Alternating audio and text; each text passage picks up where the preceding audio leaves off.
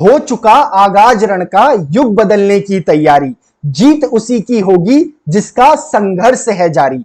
जय हिंद प्यारे बच्चों, स्वागत है आपका उत्कृष्ट डिफेंस एकेडमी के इस प्यारे से यूट्यूब चैनल में। तो बच्चों, परिश्रम बैच की इस बेहतरीन सीरीज को आगे बढ़ाते हुए आज हम कंटिन्यू करेंगे अपने मैथमेटिक्स के चैप्टर सेट्स को। और इस चैप्टर से रिलेटेड हमारा जितना थ्योरेटिकल पोर्शन था वो हमने अपनी प्रीवियस वीडियो में कंप्लीट कर लिया है। तो अब हमारे पास लगाने की बारी है प्रैक्टिस क्वेश्चंस। ये प्रैक्टिस क्वेश्चंस आपको एक आइडिया दे देंगे कि यूपीएससी एनडीए के एग्जाम में सेट्स चैप्टर से लेवल ऑफ क्वेश्चन क्या रख रहा है। अगर आपको ये आइडिया हो जाएगा तो उसके अकॉर्डिंग आप क्वेश्चंस प्रैक्टिस भी कर पाएंगे और टैकल करने की क्षमता भी रख पाएंगे, जिससे आप एनडीए सेकंड 2023 के एग्जाम को क्रैक करने में बिल्कुल सफल हो पाएंगे। तो बच्चों देखिए, इसको शुरू करने से पहले, क्वेश्चंस लगाने से पहले हम पहले कुछ फॉर्मूले देख लेते हैं जो आपके रिलेटेड टू क्या है। देखिए, आपके रिलेटेड टू क्या है कि number of elements in a set निकालने से है। जैसे देखिए, पहला जो आपके पास फॉर्मूला है, और एक चीज ध्यान रखिएगा, ये बहुत महत्वपूर्ण फॉर्मूले हैं क्योंकि यहां से क्वेश्चन बन रहे हैं। तो देखिए, पहला क्वेश्चन आपके पास क्या है कि अगर आपके पास दो सेट दिए गए हों, यानी दो समूचे दिए गए हों ए और बी, और अगर आपने उनका यूनियन निकाला हो, तो यानी इनका यूनियन निकाल के यानी सम्मिलन निकाल के आपको एक सेट मिलेगा। उस सेट के अगर आपको नंबर ऑफ एलिमेंट्स निकालने हैं तो आप इस फॉर्मूले के थ्रू निकाल सकते हैं कि number of elements in A union B set is equals to number of elements in set A plus number of elements in set B minus number of elements in A intersection B. Clear है?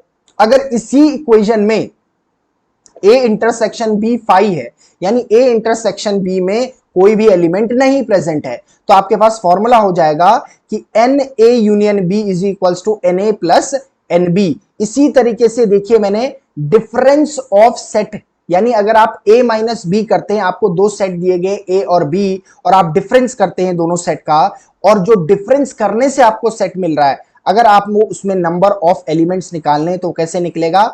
N A minus B plus N A intersection b is equals to N A. अगर आप इस N A intersection B को दूसरी side भेज देंगे तो आपको एन ए माइनस बी भी मिल जाएगा। इसी तरीके से आप एन बी माइनस ए के लिए भी फॉर्मूला लिख सकते हैं। And in the similar manner आपके पास 5 और 6 फॉर्मूले भी है जो आप देख लेंगे, यानी इनको मेमोराइज कर लेंगे। बार बार अगर आप क्वेश्चन में इन फॉर्मूलों को लगाएंगे तो आपको एकदम से ये मेमोराइज हो जाएंगे, सिर्फ रिकॉल करने की जरूरत पड़ेगी। तो देखिए, आज का हमारा जो पहला क्वेश्चन है वो देखिए क्या है कि विच one of the following is an infinite set. देखिए, हमारे पास जो आपका कंटेंट हम आपको प्रोवाइड कर रहे हैं, चाहे हम आपको पीडीएफ प्रोवाइड करें या हम आपको ऑनलाइन वीडियोस के थ्रू पढ़ा रहे हैं, ये आपका जो कंटेंट है ये बाइलिंगुअल चल रहा है। दोनों ही लैंग्वेज में हम आपको प्रोवाइड करवा रहे हैं, यानी जो बच्चा इंग्लिश मीडियम का है उसके लिए भी बेनिफिशियल है, और जो बच्चा हिंदी मीडियम का है उसको भी कोई दिक्कत होगी नहीं,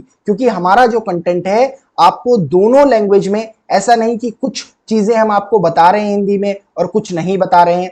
कंप्लीट आपको, चाहे क्वेश्चंस हो, चाहे आपका हम पीवाईक्यूज लगाएंगे, चाहे आपकी थ्योरी पढ़ा रहे हैं या जो वर्बली भी पढ़ा रहे हैं, वो बाइलिंगुअल पढ़ा रहे हैं। क्लियर है? अब देखिए, पहला क्वेश्चन हमारे पास क्या कह रहा है? पहला क्वेश्चन कह रहा है कि विच one of the following is an infinite set.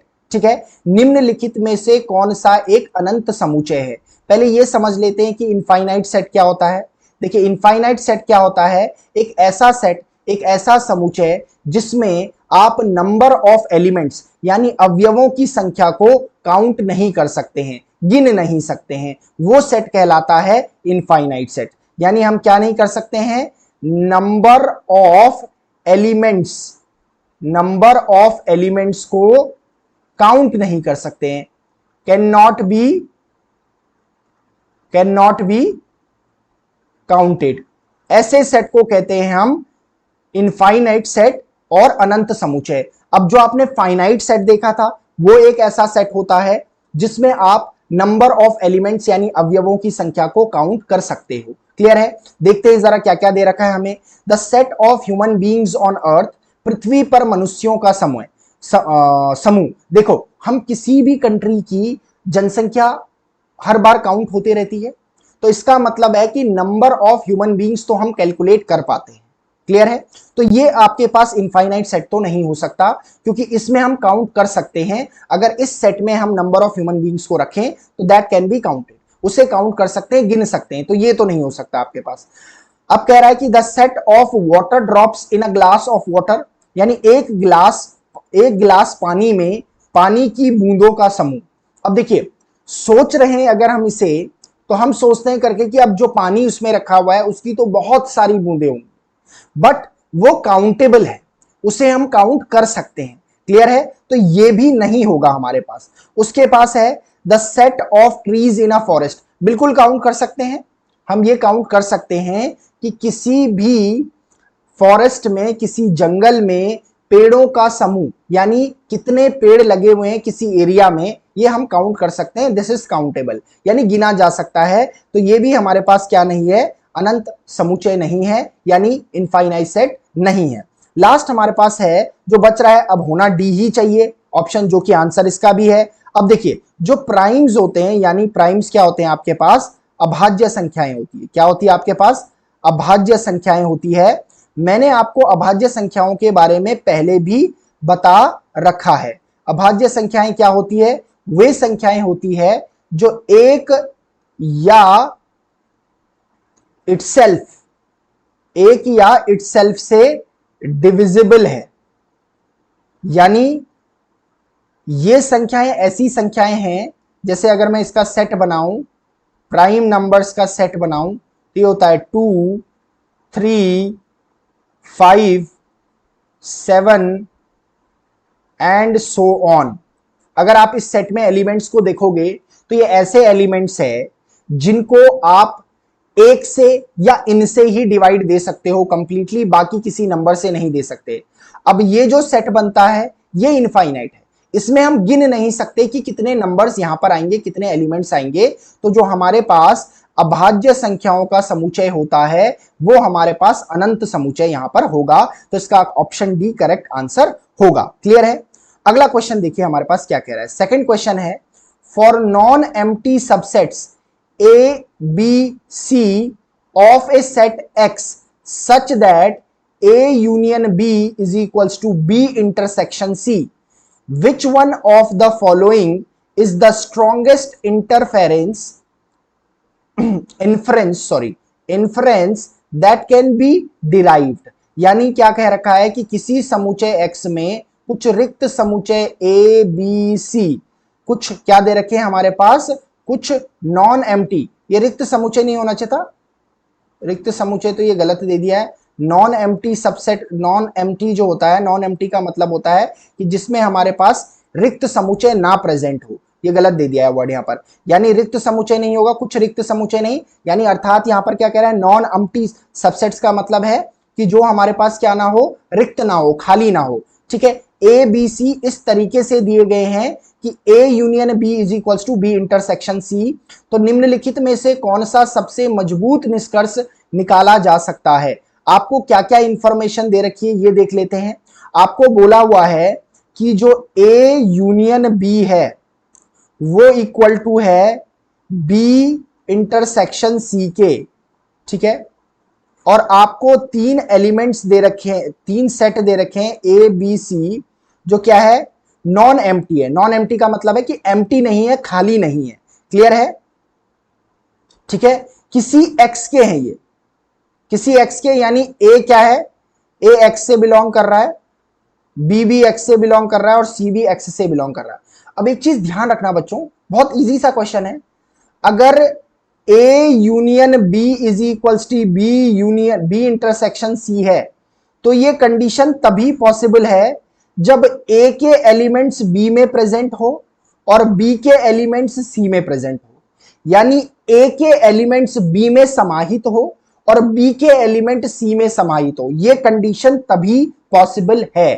Clear है? ये कंडीशन तभी पॉसिबल है कि A union B is equals to B intersection C.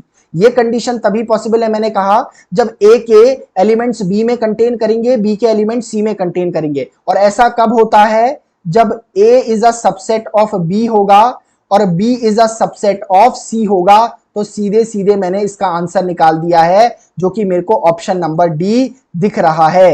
ये कंडीशन नहीं होगी, ये कंडीशन भी नहीं होगी, ये कंडीशन भी नहीं होगी। जहां भी आपको A union B is equals to B intersection C दिखे, आपको तीन सेट दिए हो ए बी सी, तीन सेट दिए हो ए बी सी, और उनके लिए कंडीशन दी गई हो कि A union B is equals to B intersection C, तो इसका मतलब है कि ए के एलिमेंट बी में कंटेन कर रहे हैं, समाहित हो रहे हैं, और बी के सी में समाहित हो रहे हैं। इसका तात्पर्य है कि A is a subset of B और B is a subset of C, इसलिए इसका करेक्ट आंसर हो जाएगा ऑप्शन नंबर डी।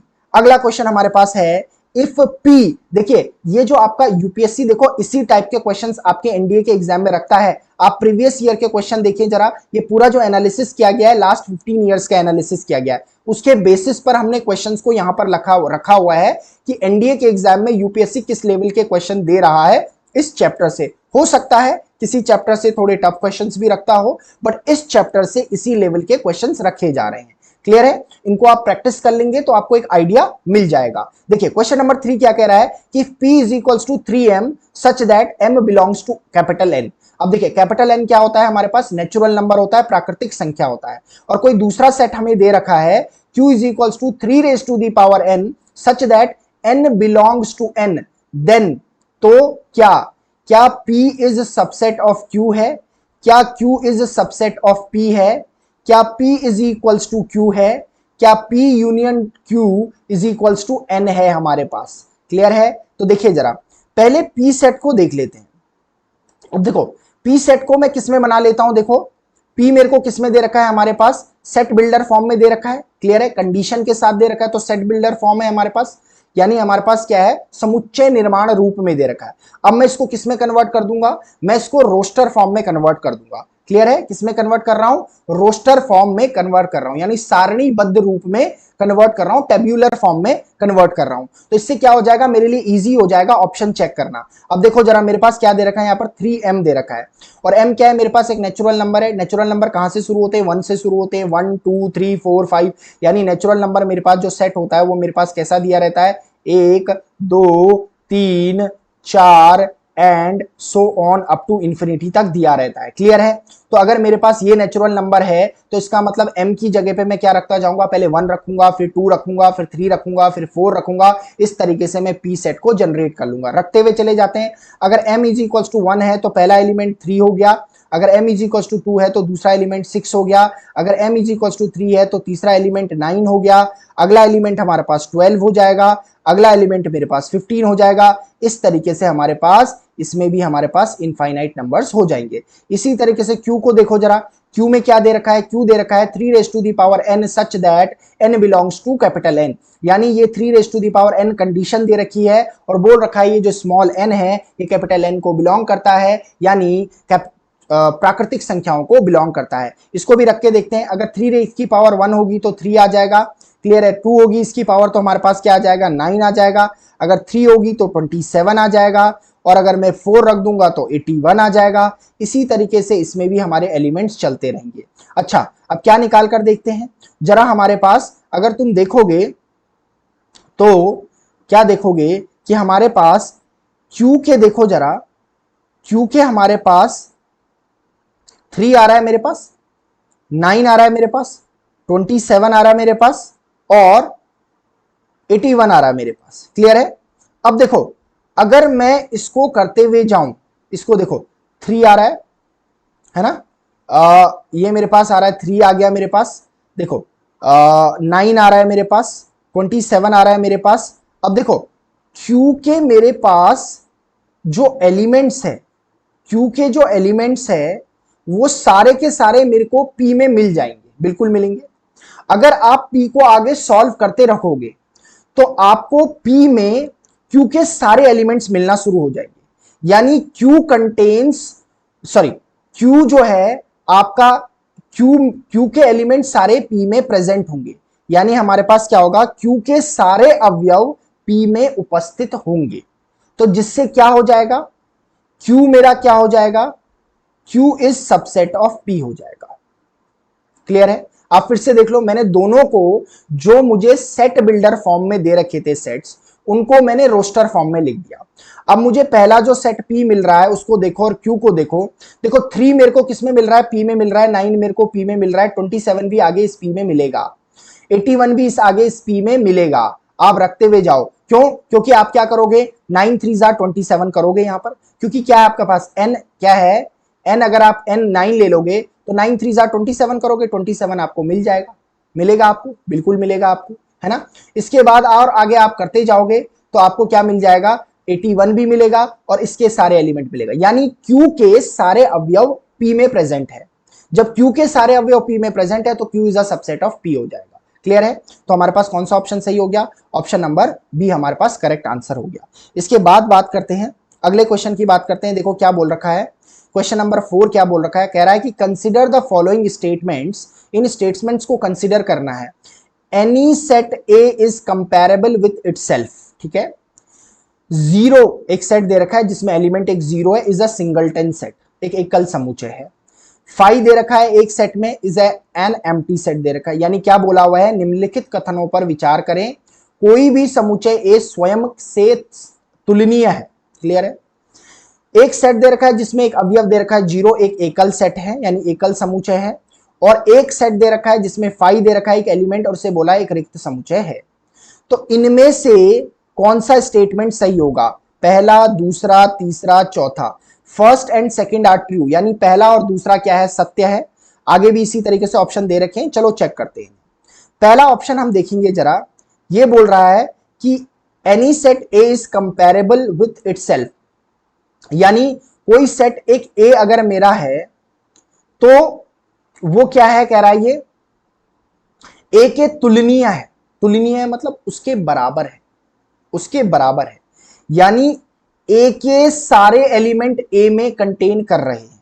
इसका मतलब क्या है, ए के सारे एलिमेंट ए में कंटेन कर रहे हैं। ऐसा तो होता ही है, किसी भी मैंने आपको बताया था, कोई भी सेट है उसके जो एलिमेंट होते हैं वो खुद में ही प्रेजेंट होते हैं। तो इसका मतलब है कि ए के कंपेरेबल है, ए के तुलनीय है, क्योंकि ए के सारे एलिमेंट ए में प्रेजेंट है। तो जो पहला ऑप्शन हो गया वो सही हो गया हमारे पास। क्लियर है? जैसे मैं ऑप्शन ले लूं कि ए मेरे पास कोई सेट है 1 2 3, तो मैं कहूंगा कि ए के सारे एलिमेंट्स ए में प्रेजेंट है, तो इसका मतलब ए के तुलनीय है, कंपेरेबल है। तो इसका मतलब मेरा पहला क्या है, स्टेटमेंट सही है।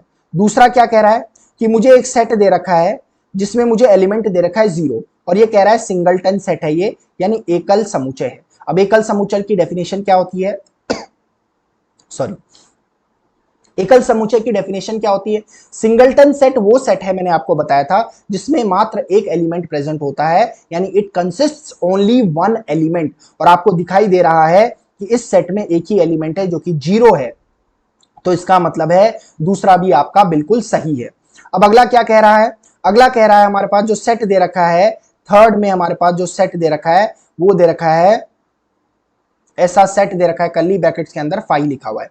अब एक चीज बड़ी ध्यान से रखिएगा, इसको दे रखा है कि ये एम्प्टी सेट है, लेकिन ये एम्प्टी सेट है नहीं, क्योंकि ये एक सेट बनाया हुआ है और सेट के अंदर एक एलिमेंट दे रखा है 5, तो आप इसे एम्प्टी सेट नहीं कहेंगे, ये आपका एकल समुच्चय है। ये ध्यान रखेंगे, ये सिंगलटन सेट है, ये सिंगलटन सेट है। बच्चे गलती करते हैं इसीलिए दे रखा है, नहीं तो first second third are all true हो जाएगा। इसका जो आंसर हमारे पास हो गया, इसका मतलब ऑप्शन नंबर ए हमारे पास सही हो गया कि पहला और दूसरा ही करेक्ट है, क्योंकि पहले में भी बात सही गई है कि जो अपना सेट होता है, खुद का सेट, जो एक सेट होता है वो खुद के ही तुलनीय होता है, कंपेरेबल होता है। सेकंड हमारे पास एक सेट दे रखा है जिसमें एक एलिमेंट 0 दे रखा है और बोला है कि ये सेट हमारे पास सिंगलटन सेट है। बिल्कुल ये सिंगलटन सेट है क्योंकि इसमें एक ही एलिमेंट प्रेजेंट है। उसके बाद तीसरा जो मुझे ऑप्शन दे रखा है उसमें मुझे एक सेट दे रखा है और उसमें एक एलिमेंट 5 दे रखा है। 5 हमें पता है कि रिक्त समुच्चय के लिए डिनोट किया जाता है, पर इस समय सेट को नहीं डिनोट किया गया है, एक सेट बनाया गया है और उसके एलिमेंट, उसके अंदर एक एलिमेंट 5 रखा गया है। इसका मतलब ये एक ऐसा सेट है जिसमें एक अवयव प्रेजेंट है, एक एलिमेंट प्रेजेंट है तो इसे हम सिंगलटन सेट कहेंगे या एकल समुच्चय कहेंगे। क्लियर है? आगे बढ़ते हैं। देखिए अगला क्वेश्चन मेरे पास क्या आ गया, if A is equals to A comma B, यानी एक सेट दिया हुआ है, एक समुच्चय दिया हुआ है जिसमें दो एलिमेंट है A comma B, then the power set of A is, power set of A is, यदि a is equals to A comma B तो a का घात समुच्चय क्या होगा। अब मैंने आपको जो घात समुच्चय बताया था, घात समुच्चय क्या बताया था, याद अगर आपको होगा, घात समुच्चय पावर सेट के लिए मैंने आपसे कहा था कि पावर सेट एक ऐसा सेट होता है जिसमें जो सेट गिवन है उसके सारे सबसेट्स होते हैं। क्या बोला कि घात समुच्चय क्या होगा, जो ये ए समुच्चय दे रखा है, इस ए समुच्चय के जितने उप समुच्चय होंगे यानी सबसेट होंगे, उनसे जो हमारे पास बनेगा सेट, वही मेरा घात समुच्चय होगा, पावर सेट होगा। अब अगर आप देखो जरा कि मैं subset of A is equals to A comma B निकाल दूं तो मुझे क्या क्या मिलेगा, इसके जो सबसेट मिलेंगे, एक तो मुझे ए ये मिलेगा सिंगलटन सेट, एक मुझे ये मिलेगा और सिंगलटन सेट, और एक मुझे मिल जाएगा ए कॉमा बी सिंगलटन, एक सेट मिल जाएगा। क्लियर है? अब अगर मैं देखूं और एक और मिल जाएगा, फाइव तो इसमें प्रेजेंट ही होता है। क्लियर है? तो इसका मतलब है कि जो पावर सेट ऑफ ए है उसे एक सेट लिखा जाएगा जिसके अंदर फाइव भी होगा, जिसके अंदर ए भी होगा, जिसके अंदर बी भी होगा, जिसके अंदर ए कॉमा बी भी होगा। इसका मतलब ऑप्शन नंबर डी करेक्ट है। पावर सेट घात समुच्चय क्या होता है, जिस सेट का भी आपको घात समुच्चय निकालना है, पावर सेट निकालना है, तो पहले उस सेट के सारे उप समुच्चय निकाल दो। सारे उप समुच्चय निकाल दोगे तो उन उप समुच्चयों से जो सेट बनेगा वही आपका क्या होगा, पावर सेट होगा। क्लियर है आपके पास? आगे बढ़ते हैं। देखिए आगे बढ़ते हैं। देखिए देखो हमारे पास क्वेश्चन नंबर 6 क्या कह रहा है, क्वेश्चन नंबर 6 कह रहा है कि if x is equals to x such that x is greater than 0, comma x square less than 0, ठीक है, and y is equals to क्या दे रखा है, देखो हमारे पास क्या दे रखा है, सेट दे रखा है, फ्लावर दे रखा है, चर्चिल दे रखा है, मून दे रखा है, इसमें कारगिल दे रखा है, then which one of the following is correct statement, यानी क्या दे रखा है, यदि x क्या दे रखा है हमारे पास, एक ये हमारे पास सेट बिल्डर फॉर्म में दे रखा है कि x such that x is greater than 0 and comma x square less than 0 and y एक हमारे पास क्या दे रखा है, सेट दे रखा है, तो निम्नलिखित में से कौन सा सही कथन है। अब देखो कथन में क्या बोल रखा है, ए दे रखा है कि x is well defined but y is not a well defined set, यानी x अच्छी तरह से परिभाषित है लेकिन y अच्छी तरह से परिभाषित समुच्चय नहीं है। y is well defined but x is not a well defined set, y अच्छी तरह से परिभाषित है लेकिन x अच्छी तरह से परिभाषित नहीं है। इसी तरीके से बोला हुआ है कि both x and y are well defined sets, यानी x और y दोनों ही क्या है, सुपरिभाषित समुच्चय है। उसके बाद बोल रखा है कि दोनों ही नहीं है, तो बात कर लेते हैं हमारे पास, चलो देख लेते हैं। पहले सेट को जरा लिख लेते हैं, पहले सेट को जरा लिख लें, इस सेट को जरा लिख लें कि x दे रखा है हमें, कि ये दे रखा है x such that x is greater than 0, comma x square is less than 0। एक बात देखो कि अगर आप किसी भी नंबर का स्क्वायर करते हो, स्क्वायर ऑफ एनी नंबर जो है वो ग्रेटर देन 0 होता है शायद। आप 1 का स्क्वायर करो पॉजिटिव 1 आएगा, आप 2 का स्क्वायर करो पॉजिटिव 2 आएगा, आप -1 का स्क्वायर करो 1 आएगा, -2 का स्क्वायर करो आपका 2 आएगा, यानी आपका स्क्वायर करने पर किसी भी नंबर का क्या आ रहा है, एक पॉजिटिव नंबर आ रहा है। तो इसका मतलब है कि ये जो कंडीशन है जो दे रखी है, इसमें कोई भी एलिमेंट प्रेजेंट नहीं होगा। क्या नहीं होगा, कोई भी एलिमेंट प्रेजेंट नहीं होगा। इसका मतलब है जो x मेरे पास है वो एक एम्प्टी सेट है, एम्प्टी सेट है, और कह सकता हूं कि नल सेट है। अच्छा, एक एम्प्टी सेट, नल सेट हमेशा एक वेल डिफाइंड सेट होता है, भैया वेल डिफाइंड है, उसमें सीधे सीधे बात कही गई है कि एक सेट होता है जिसमें कोई भी एलिमेंट प्रेजेंट नहीं होता है, उसे एम्प्टी सेट कहते हैं, रिक्त समुच्चय कहते हैं, नल सेट कहते हैं, वॉइड सेट कहते हैं। क्लियर है? तो एक वो कैसा समुच्चय है, वो सुपरिभाषित समुच्चय है। इसका मतलब जो मेरे पास x है वो एक वेल डिफाइंड सेट है। कहां कहां लिखा हुआ है, x is well defined, y is well defined, x is not well defined, गलत हो गया। Both x and y are well defined sets, बात कर लेंगे। नीदर x, गलत हो गया, x तो वेल डिफाइंड है, दो तो हमने एलिमिनेट कर दिए। अब बची y की बारी। अब आप y देखोगे जरा, y में भी हमारे पास एलिमेंट्स दिए हुए हैं 4 और ये भी वेल डिफाइंड सेट दे रखा है। कुछों के नाम दे रखे हैं, फ्लावर दे रखा है, जगह दे रखी है, ठीक हो गया, युद्ध दे रखा है, ठीक है, तो एक सेट बनाया हुआ है। क्लियर है?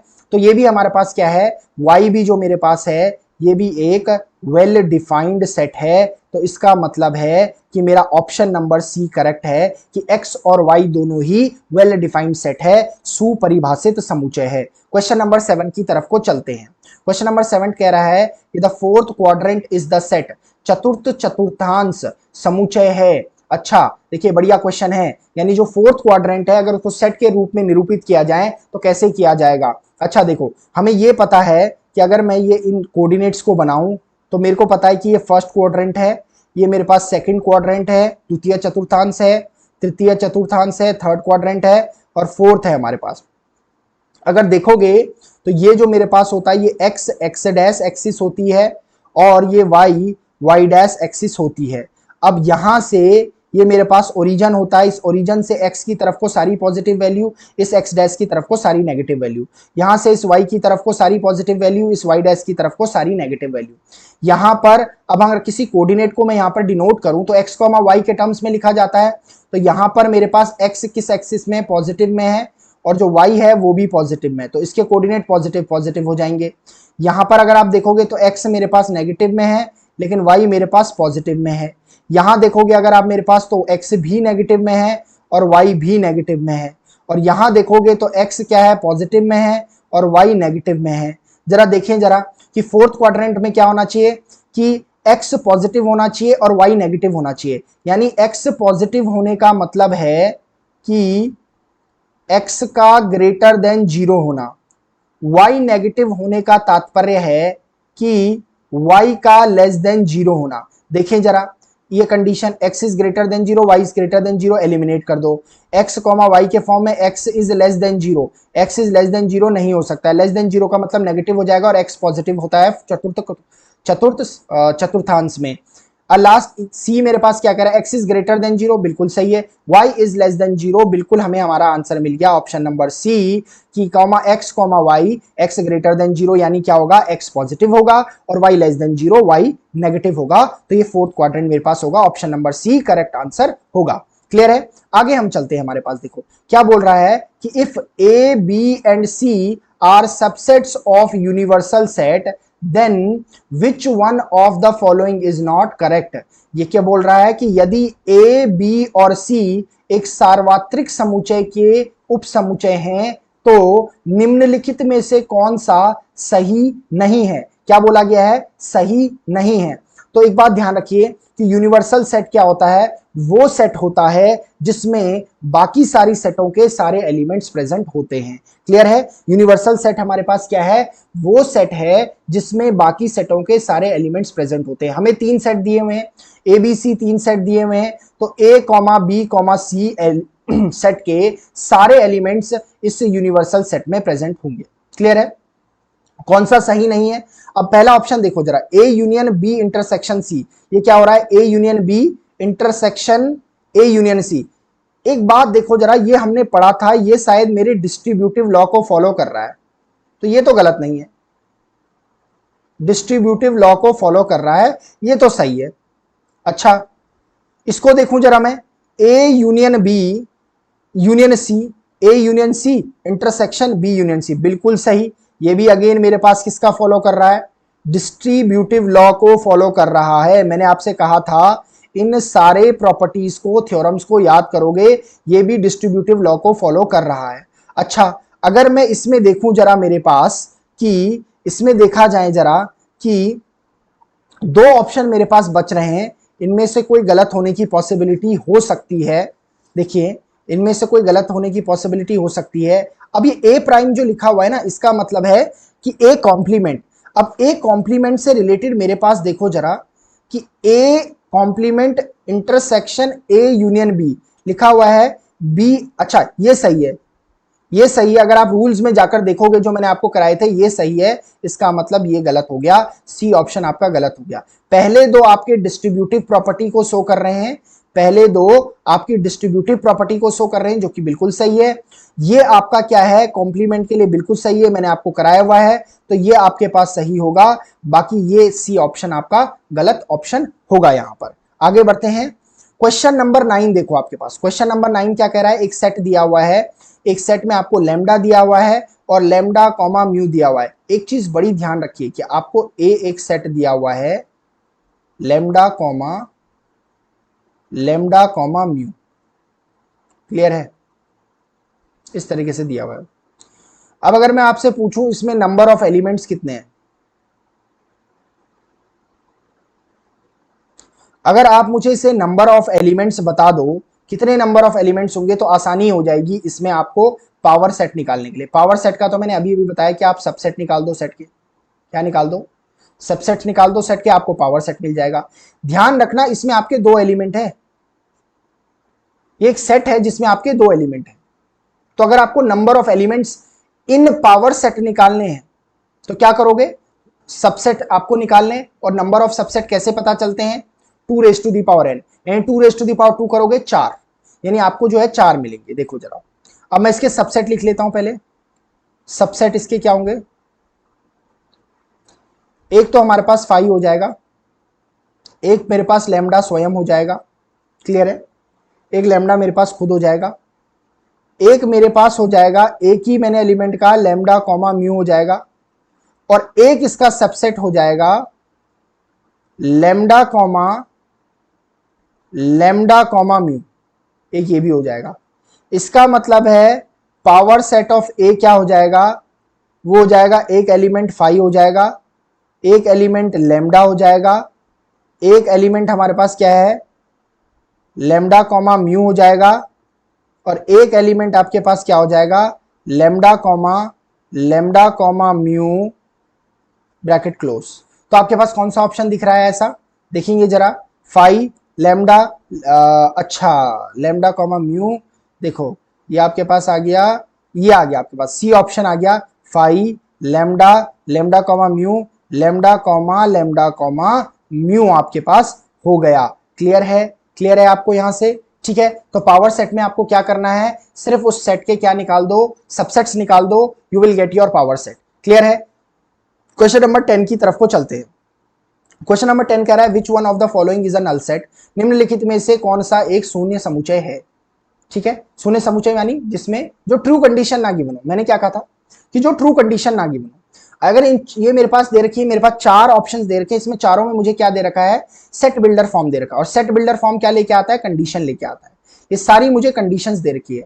अगर एक भी कंडीशन, जो कंडीशन इसमें ट्रू नहीं है, वही मेरा रिक्त समुच्चय, क्योंकि ट्रू नहीं होगी तो इसका मतलब है उस सेट में कोई एलिमेंट प्रेजेंट नहीं होगा, सत्य नहीं होगी अगर वो कंडीशन, तो इसका मतलब उसमें कोई एलिमेंट ही नहीं प्रेजेंट है, और जब एलिमेंट नहीं प्रेजेंट है तो इसका मतलब वो कैसा सेट होगा, वो नल सेट होगा, वॉइड सेट होगा। पहला देखें जरा, अच्छा पहला क्या कह रहा है कि x such that x belongs to r 4x square minus 1 is equals to 0।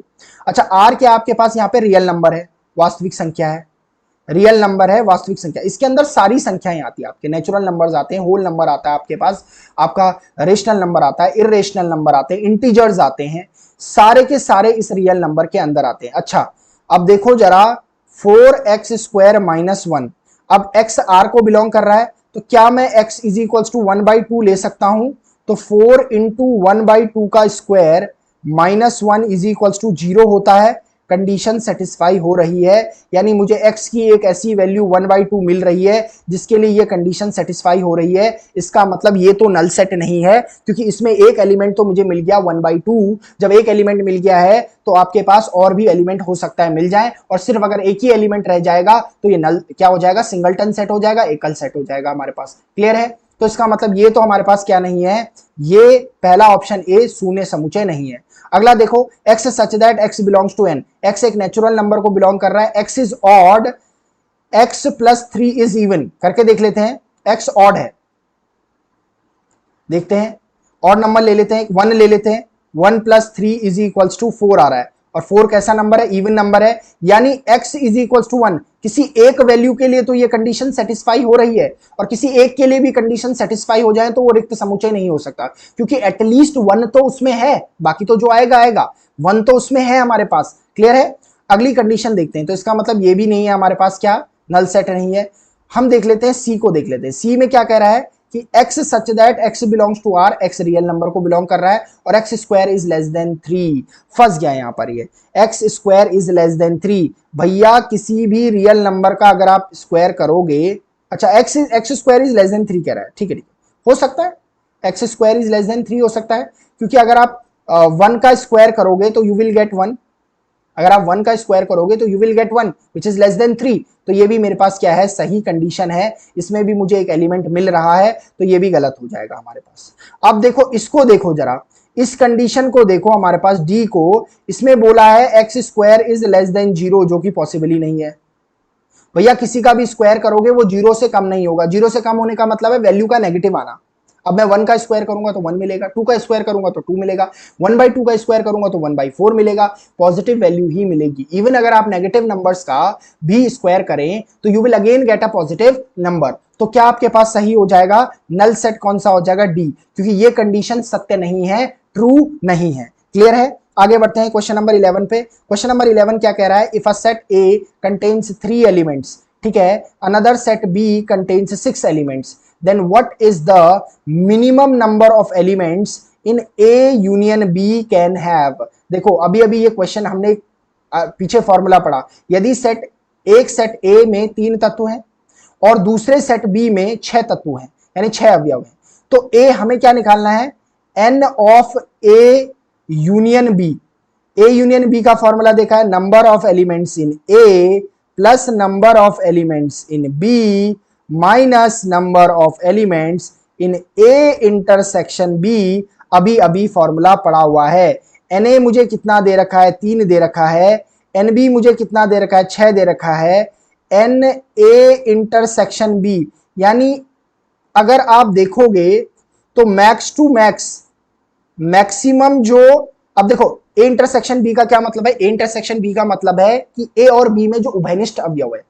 अब अगर ए में 3 एलिमेंट है तो इसका मतलब है मैक्स टू मैक्स जो है वो 3 एलिमेंट ही क्या हो सकते हैं, हमारे कॉमन हो सकते हैं, यानी उभयनिष्ठ हो सकते हैं। इसलिए ये मेरे पास क्या हो गया, 3 हो गया। क्लियर है? तो अगर मैं क्या निकालूं, number of elements A union B, ठीक हो गया, और मिनिमम बोला हुआ है, तो मेरे पास क्या हो जाएगा, हो जाएगा 3 + 6 - 3, जो कि क्या आ जाएगा, 6 आ जाएगा, यानी ऑप्शन नंबर बी मेरा क्या होगा, करेक्ट आंसर होगा। देखो कितना डायरेक्टली क्वेश्चन हो जा रहा है उन फॉर्मूले से। ठीक है, क्वेश्चन नंबर 12 की तरफ को चलते हैं। क्वेश्चन नंबर 12 क्या कह रहा है, कंडीशन दी गई है, if a is equals to x such that x is greater than 0, greater and equal to 0 and less than and equal to 2, but b is equals to y such that y is a prime number, then what is a intersection b। बहुत easy है, पहले a को निकाल लो।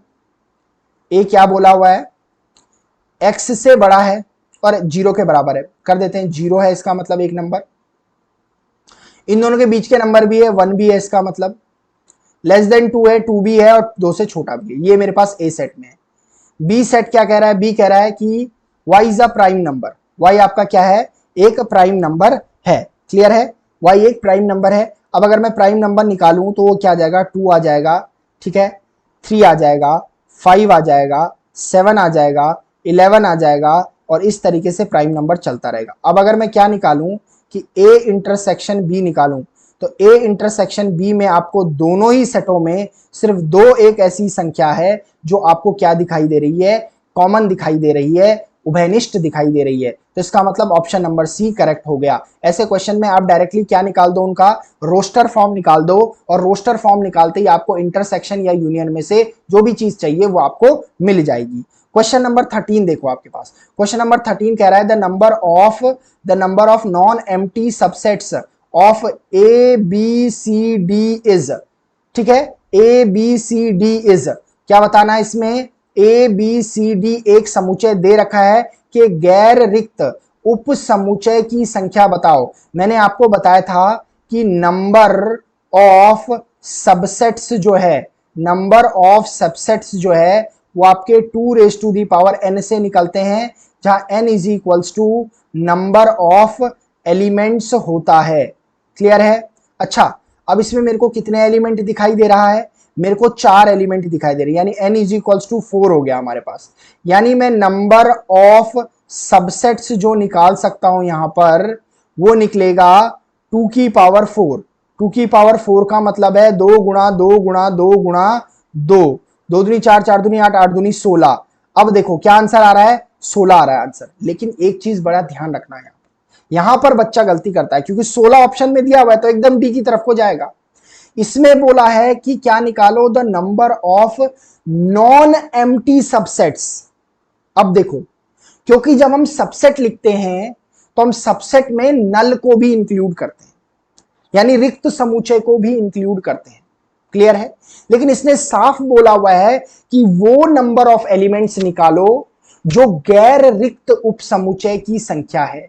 गैर रिक्त मतलब खाली नहीं होना चाहिए, और जो मैं किसी सबसेट में रिक्त समुच्चय को इंक्लूड करता हूं उसमें तो कोई एलिमेंट ही नहीं होता है, इसका मतलब वो एक होता है। तो इसका मतलब मेरे पास जो नॉन एम्प्टी सबसेट्स आ गए, नॉन एम्प्टी सबसेट्स जो मेरे पास आ गए हैं वो 16 माइनस 1 हो गया 15, यानी ऑप्शन नंबर सी मेरा करेक्ट आंसर होगा।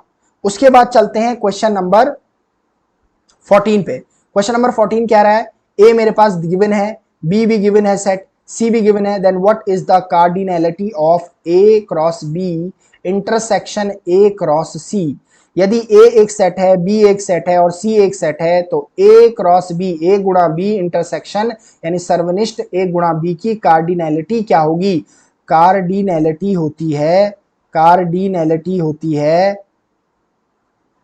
Number of elements in a set. Number of elements यानी क्या होती है? अवयवों की संख्या होती है, अवयवों की संख्या होती है, अवयवों की संख्या होती है कार्डिनैलिटी। क्लियर है? ठीक है, तो देख लेते हैं पहले हमारे पास क्या है। पहले हम क्या निकाल देते हैं, A cross B intersection B cross. पहले अगर मैं ए क्रॉस बी निकालूं, यहां पर ए क्रॉस बी नॉर्मली जैसा हमारे पास मल्टीप्लीकेशन में निकलता है तो वैसे ही निकलता है। तो ये जो ए क्रॉस बी हमारे पास आ गया, ए क्रॉस बी जो मेरे पास आ रखा है वो देखो किस तरीके से निकलेगा मेरे पास। ए क्रॉस बी को देखो, मेरे पास ए ये गिवन है, बी ये गिवन है, सी ये गिवन है। ए क्रॉस बी को देखो मैं कैसे लिखूंगा, ये लिख दिया जाएगा 1,2, मल्टीप्लाई कर दो नॉर्मली, फिर आ जाएगा 1,3, कॉमा आ गया आपके पास 2,2, देख लो फिर आ जाएगा आपके पास 2,3। ठीक है, ऐसे ही मैं अगर क्या निकाल दूं, ए गुणा सी निकाल दूं, तो ए गुणा सी जो आ जाएगा 1,3 आ जाएगा। क्लियर है? 1,4 हो जाएगा। किसको कर रहा हूं मैं मल्टीप्लाई? ए और सी को मल्टीप्लाई कर रहा हूं। सी देखो, पहला आ गया 1,3, दूसरा आ गया 1,4, अगला आएगा 2,3, अगला आएगा 2,4। क्या आ जाएगा? 1,4 कॉमा हमारे पास आ जाएगा 2,3 कॉमा 2,4। ठीक है, अब इसका मैं क्या निकाल दूं जरा, ए क्रॉस बी इंटरसेक्शन निकालना है ए क्रॉस सी, यानी वो सेट बना दो जिसको इसमें कॉमन दिखाई दे रहे हैं। एक तो 1,3 1,3 कॉमन दिखाई दे रहा है, 2,3 2,3 कॉमन दिखाई दे रहा है, यानी 1,3 2,3, यानी क्या बना दिया तुमने, एक सेट बना दिया ये। और इसमें कितने एलिमेंट्स है? एक और दो एलिमेंट्स है। तो इसका मतलब ऑप्शन नंबर सी क्या होगा? करेक्ट आंसर होगा, क्योंकि इसमें हमें कितने एलिमेंट्स दिखाई दे रहे हैं? दो एलिमेंट्स दिखाई दे रहे हैं। क्लियर है? अगला क्वेश्चन देखो मेरे पास क्या आ गया। अगला क्वेश्चन है, let P is equals to P1 P2 P3 P4, Q is equals to Q1 Q2 Q3 Q4 and R is equals to R1 R2 R3 R4 and if S10 is equals to PI PJ PK that is I plus J plus K is equals to 10, how many elements does S10 have? देखो हिंदी में क्या दिया हुआ है, माना P is equals to this, Q is equals to this, R is equals to this. यदि S10 इस तरीके से दिया हुआ है तो S10 में कितने तत्व होंगे, यानी मुझे S10 में नंबर ऑफ एलिमेंट्स निकालने हैं। क्लियर है? मुझे क्या दे रखा है, देखो जरा, आई की जगह पे मुझे 1 दे रखा है, जे की जगह पे मुझे 2 दे रखा है और के की जगह पे मुझे 3 दे रखा है यहां पर। क्लियर है? और इनका सम हमेशा क्या होना चाहिए? 10 होना चाहिए। पहले S10 को बना ही देते हैं। S10 को जब मैं बनाऊंगा तो देखो कैसे बनेगा। देखो क्या करो, इसमें सबसे पहले तो 1 रखो, फिर 2 रखो, फिर 3 रखो, फिर 4 रखो। लेकिन बाकी दो में इस तरीके से रखो कि एडिशन करके 10 आ जाए। जैसे पहले मैं P में 1 रखता हूं, P में मैंने 1 रखा, ठीक है, रखा P में 1, एक ब्रैकेट बंद कर लेता हूं, P में 1 रखा। उसके बाद Q में मैं देखो क्या रख रहा हूं, Q में 4 रख रहा हूं और R में भी 4 रख रहा हूं। अब देखो जरा, 4 प्लस 4 हमारे पास कितना हो गया? ये हमारे पास P में क्या रखा हुआ है? मैंने 2 रखा हुआ है। 4 प्लस 4 क्या रख दिया हमारे पास? 8 हो गया, और 8 और 2 हो गया हमारे पास 10। इसी तरीके से और भी बना देते हैं। P में 3 रख देता हूं, Q में भी अगर 3 रख दूं तो कितना हो गया? 6 हो गया। तो इसका मतलब R में मुझे 4 रखना चाहिए, ठीक है। इसी तरीके के अगर मैं क्या निकालूं, आगे निकालूं कि P में 4 रखूं, Q में 2 रखूं और R में मैं क्या रख दूं? 4 रख दूं, ठीक है। इसी तरीके से मैं क्या रख दूं? P में 3 रख देता हूं, ठीक है, और Q में 4 रख देता हूं, R में 3 रख देता हूं। क्लियर है? अच्छा, ये थोड़ा इधर चला गया, तो इसको देखोगे जरा, एक बार इसको जरा रब कर लेता हूं मैं, ये जरा सा छुप गया होगा, थोड़ा सा और बेहतरीन ढंग से इसे लिखते हैं, ठीक है, थोड़ा बढ़िया से लिख लेते हैं इसे। देखो मैं क्या निकाल रहा हूँ? S10 निकाल रहा हूँ, S10 निकाल देते हैं। S10 में मैंने क्या कहा, पहले P को क्या रखो? 2 रखो। तो इसको 2 रखेंगे तो इसको P को 4 रखना पड़ेगा और R को क्या रखना पड़ेगा? 4 रखना पड़ेगा, तभी 10 होगा। देखो 2 प्लस 4 प्लस 4 8 हो गया, 10 हो गया हमारे पास। अगला हमारे पास हो जाएगा P3 हो जाएगा, Q3 हो जाएगा हमारे पास, और इसी के तरीके से R 6 हो गया, तो ये हो गया 4। इसी तरीके से मेरे पास दूसरा जो हो जाएगा P3 हो गया, Q4 हो गया, ठीक है, और ये R3 हो गया। क्लियर है? इसी तरीके से मैं क्या रख देता हूँ? P4 रख देता हूँ, Q2 रख देता हूँ और R4 रख देता हूँ। क्लियर है? अगर आप देखोगे तो अगला मैं क्या रख रहा हूँ? P4 रख रहा हूँ, P4, लेकिन मैंने क्या रखा हुआ है? Q3 रखा हुआ है, 7 हो गया, और R भी 3 रख सकता हूँ। अगला जो मैंने रखा हुआ है देखो, वो P4 रखा हुआ है, Q4 रखा हुआ है, 8 हो गया, और R2 हो गया। अब जरा मुझे एक बात बताओ कि इसमें कहीं पर कोई कंडीशन छूटी नहीं हमारी, ठीक है, कोई भी कंडीशन क्या नहीं हुई? छूटी नहीं हमारे पास। क्लियर है? एक मिनट, हाँ,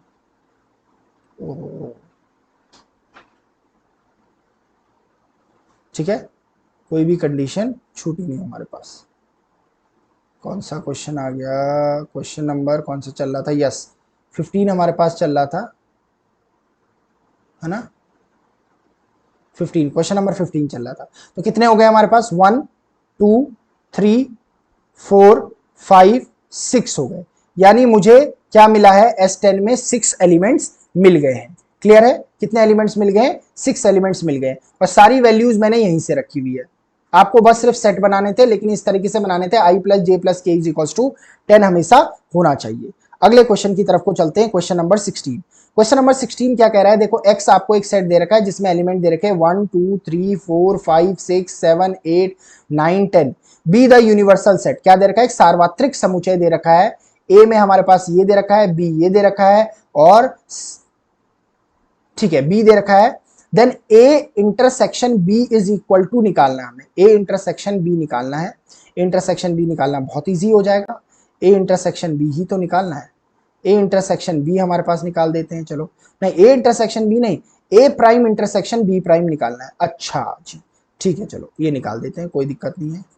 देखो सबसे पहले हम क्या निकाल देते हैं? इनका कॉम्प्लीमेंट निकाल देते हैं। ए का कॉम्प्लीमेंट मतलब यूनिवर्सल सेट के वो एलिमेंट्स जो ए में प्रेजेंट ना हो। ठीक हो गया?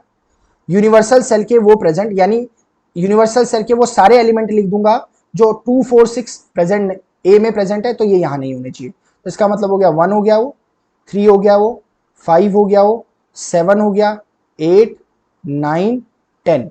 क्या लिख दिया मैंने ए प्राइम को? कि यूनिवर्सल सेट के सारे एलिमेंट्स और ए छोड़ देना है, ए के एलिमेंट छोड़ देना है। ऐसे बी प्राइम हमारे पास क्या हो जाएगा? यूनिवर्सल सेट के वो सारे एलिमेंट्स जो ए में प्रेजेंट, बी में प्रेजेंट ना हो।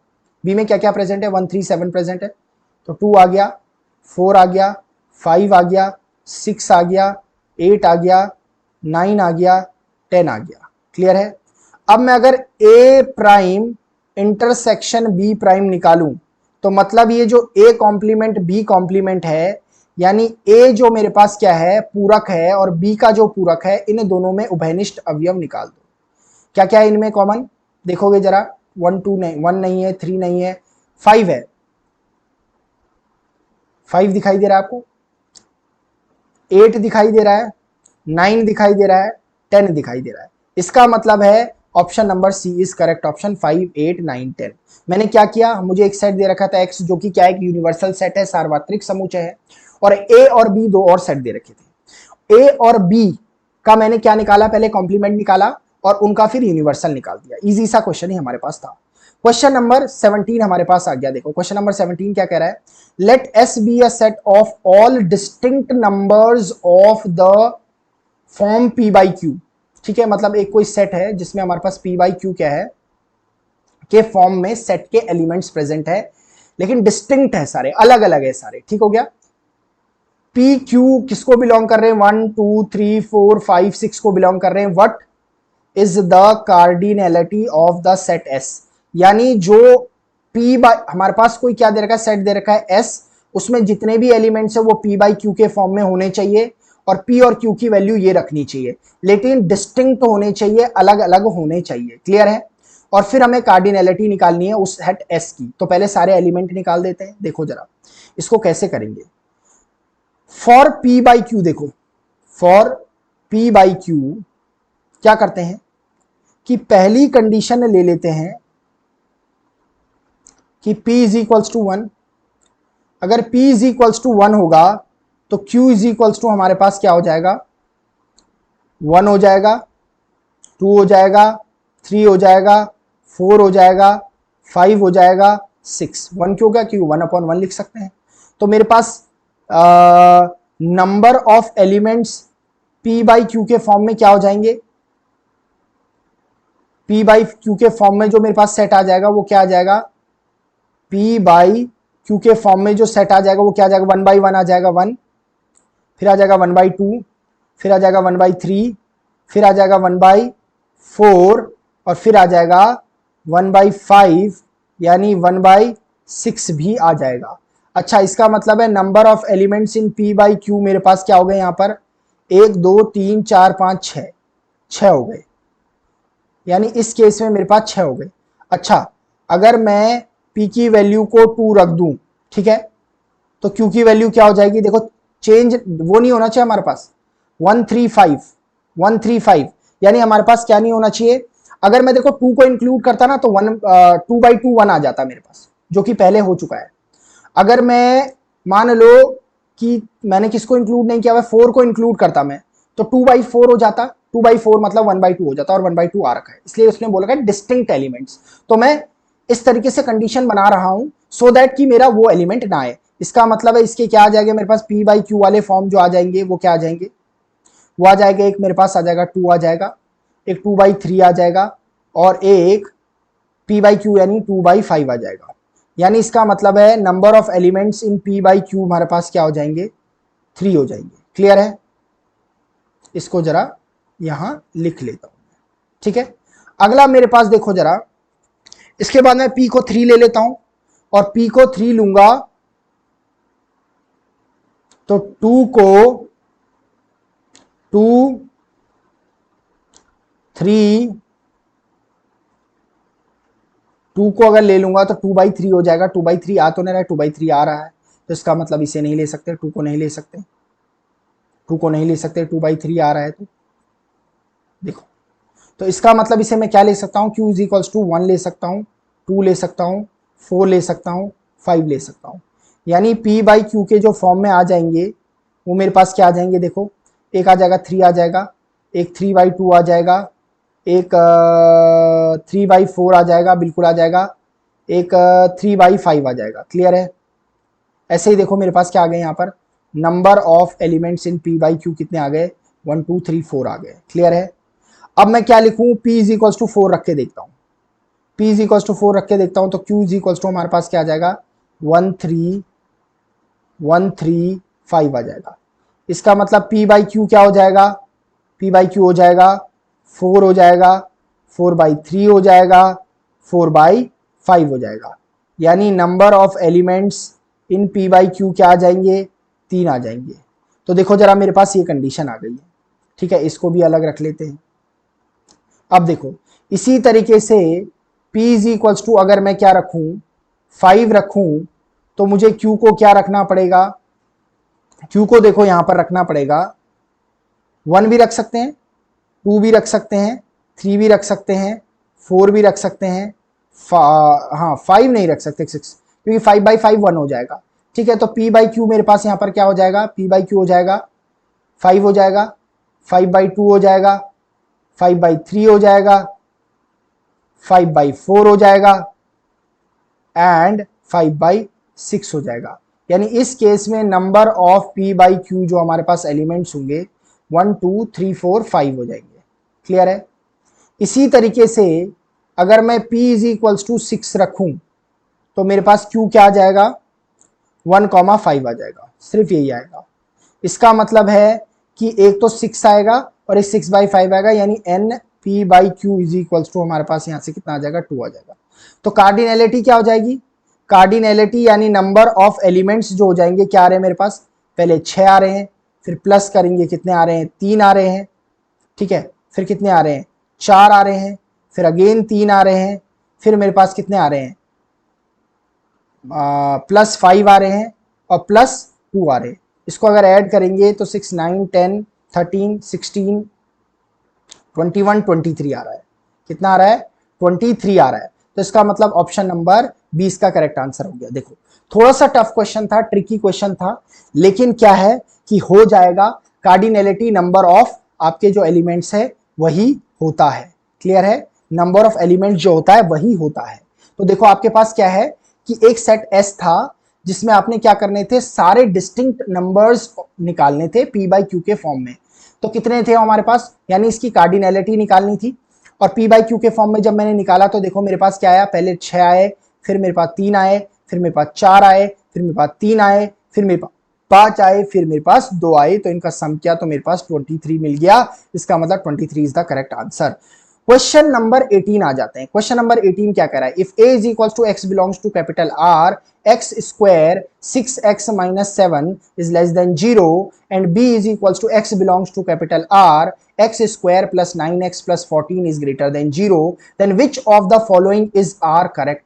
ठीक है, यानी क्या दे रखी है, दो इक्वेशन दे रखी है, दो इक्वेशन दे रखी है और उनसे रिलेटेड क्या है, इन दोनों को दे रखा है। ये दोनों बोल रखा है कि ये सही है या गलत है। देखो ये a ऐसा साइन दे रखा है ना, यहाँ पर बेटा ऐसा साइन दे रखा है ना a/this, तो ये होता है a माइनस बी, हमेशा याद रखना ये होता है a माइनस बी। चलो अब सबसे पहले ना इसको सॉल्व कर लेते हैं। हमारे पास a क्या है, a की जगह पे क्या है, देखो जरा a की जगह पे है x square plus 6x minus 7 less than 0। ठीक है, और b की जगह पे है x square plus 9x plus 14 is greater than 0। इसको जरा सॉल्व करूं तो मेरे पास क्या आ जाएगा, एक्स स्क्वायर प्लस 6x हो जाएगा या 7 हो जाएगा, 7 1 7, हाँ बिल्कुल 7 हो जाएगा, और ये -1x हो जाएगा। क्वाड्रेटिक इक्वेशन को सॉल्व कर रहा हूं, लेस देन 0 आ जाएगा। ये अगर आप देखोगे तो ये मेरे पास क्या आ जाएगा, x माइनस 1 आ जाएगा और x प्लस 7 आ जाएगा, लेस देन 0 आ जाएगा। इसका मतलब है x बिलोंग्स टू -7, 1 हो जाएगा। क्लियर है। यहां पर अगर मैं देखूंगा तो x स्क्वायर मेरे पास आ जाएगा 14 हो गया, तो ये मेरे पास आ गया 9 हो गया। तो 14 कैसे आएगा मेरे पास, 9 कैसे आ जाएगा मेरे पास, ये आ जाएगा 7x plus 2x plus 14 is greater than 0 हो जाएगा। क्लियर है। यहां से मैं x प्लस देखोगे जरा तो 2 आ जाएगा और x प्लस 7 आ जाएगा जो कि ग्रेटर देन 0 होगा। यानी x किसको बिलोंग करेगा, x बिलोंग करेगा -7 को और -2 को। अब एक चीज जरा ध्यान से देखो, यहां पर अगर मैं लिखूं यहां पर कि जो x लिखूं मैं, x बिलोंग कर रहा है, क्या निकालना है मुझे, क्या निकालना है इसमें, पहले a इंटरसेक्शन b निकाल देता हूं। a इंटरसेक्शन अगर मैं b निकालूंगा तो a इंटरसेक्शन b किसका निकलेगा, minus infinite comma -7 union -2 comma infinite. Clear है? अब अगर इसी कंडीशन को ए इंटरसेक्शन बी, इन दोनों कंडीशन से मैंने ये कंडीशन बनाई हुई है कि हमारे पास इन दोनों का यूनियन जो होगा वो x को बिलोंग करेगा मेरे पास, क्योंकि x की वैल्यू क्या आ रही है मेरे पास -7,1। -7,1 का मतलब क्या होता है, ये ओपन इंटरवल में आ रही है हमारे पास, इसका मतलब -7 और 1 इंक्लूडेड नहीं होंगे, इनके बीच की सारी वैल्यूज इंक्लूडेड होंगी। यहां पर भी -7, -2 आ रही है, -7 और -2 इंक्लूडेड नहीं होंगे, लेकिन -7 -2 के बीच की सारी वैल्यूज इंक्लूडेड होंगी। इससे मैंने ये सेट बना दिया। क्लियर है? अब देखो जरा, अब मैं क्या लिख रहा हूं, जरा इसको देखें जरा। ये क्या कह रहा है कि x belongs to real number, बिल्कुल रियल नंबर को बिलोंग कर रहे हैं, और x is greater than -2, x is less than 1, बिल्कुल सही है। -2 और 1 इंक्लूडेड ही नहीं है, इनके बीच की वैल्यूज है वो मेरे पास मुझे मिल रही है यहां पर। ठीक है, क्या है मेरे पास, वो मुझे मिल रही है। ठीक है, अब देखो अगला क्या है मेरे पास, यानी ये ट्रू बात है मेरे पास, ये ट्रू है। ये मेरे पास क्या है, x की वैल्यू क्या है, ग्रेटर देन -7 है और लेस देन -2 है, बिल्कुल सही है, ये भी ट्रू है। जो कंडीशन हमें मिली है उसके लिए ये भी ट्रू है। इसका मतलब कौन सा ऑप्शन सही होगा, बोथ ए एंड बी, यानी सी ऑप्शन सही होगा मेरे पास। जो कंडीशन मुझे मिल रही है उसके अकॉर्डिंग ये दोनों ही रेंजेस उनमें आ रही है, और ये दोनों रेंजेस उनमें आ रही है, इसका मतलब दोनों ही बातें सत्य है, यानी both 1 and 2 are correct. Clear है? 19th क्वेश्चन देख लो हमारे पास क्या है, मेरे पास 19th क्वेश्चन मेरे पास क्या है, 19th क्वेश्चन कह रहा है कि for any set A which of the following is true statement, for any set A which of the following is true statement, यानी किसी भी समुच्चय A के लिए निम्नलिखित में से कौन सा कथन सत्य होगा। अच्छा, अब A प्राइम लगा हुआ है, यानी A के कॉम्प्लीमेंट की बात करी गई है, यानी पूरक की बात करी गई है। क्लियर है? अच्छा, A का पूरक हमारे पास क्या होता है, A का पूरक हमारे पास क्या होता है, A का पूरक मैंने कहा था कि आपके पास क्या होता है कि ए का पूरक होता है कि मान लो कि x वो एलिमेंट है, तो x के सारे एलिमेंट यूनिवर्सल सेट को बिलोंग करने चाहिए, पर इस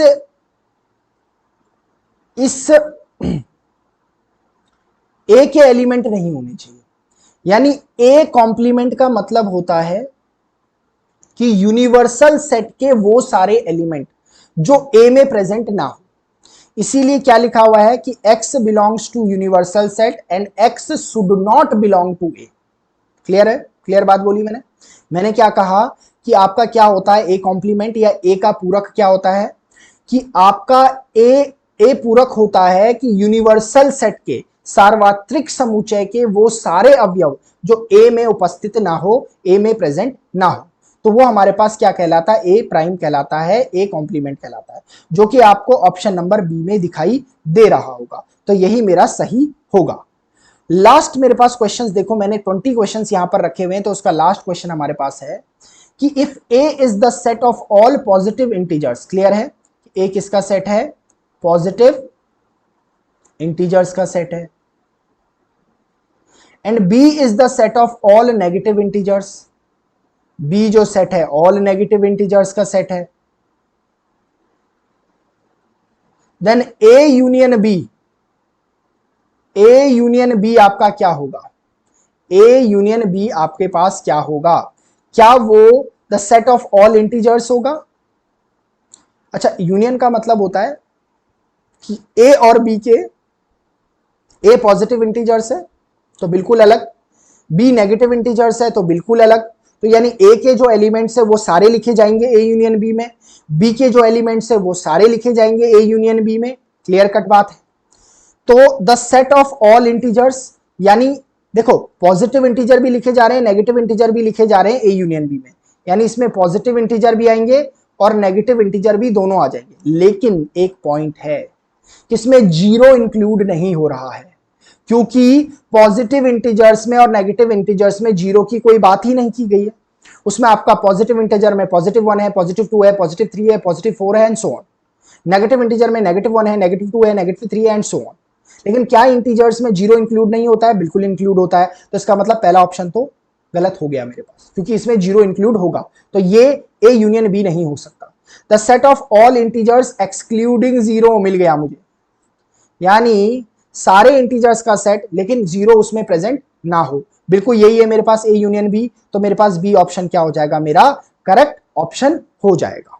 तो आज हमने इस चैप्टर से रिलेटेड 20 क्वेश्चंस लगाए हैं, जिनमें आपको यह जरूर देखने को मिला होगा कि क्या लेवल ऑफ डिफिकल्टी है यूपीएससी के एनडीए में रखने की। बहुत ज्यादा टफ क्वेश्चंस नहीं आ रहे हैं, इजी क्वेश्चंस आ रहे हैं।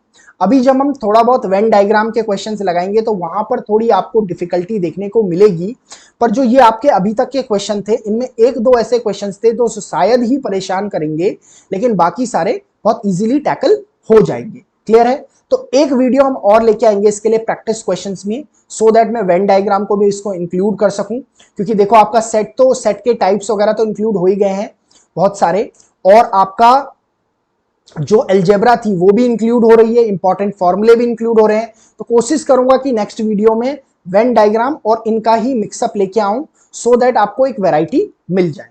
तब तक के लिए आप क्या करें कि जो प्रीवियस वीडियोस है उसको रिवीजन करें, सो दैट आपको न्यूमेरिकल्स यानी क्वेश्चंस लगाने में कोई दिक्कत ना हो। ठीक है? और साथ में आपको एक और काम करना है कि हमारे चैनल को सपोर्ट करना है। सपोर्ट करना है मतलब सब्सक्राइब करना है चैनल को, वीडियो को शेयर करना है जितना ज्यादा हो सकता है, और लाइक करना है वीडियो को। Till then keep studying. जय हिंद।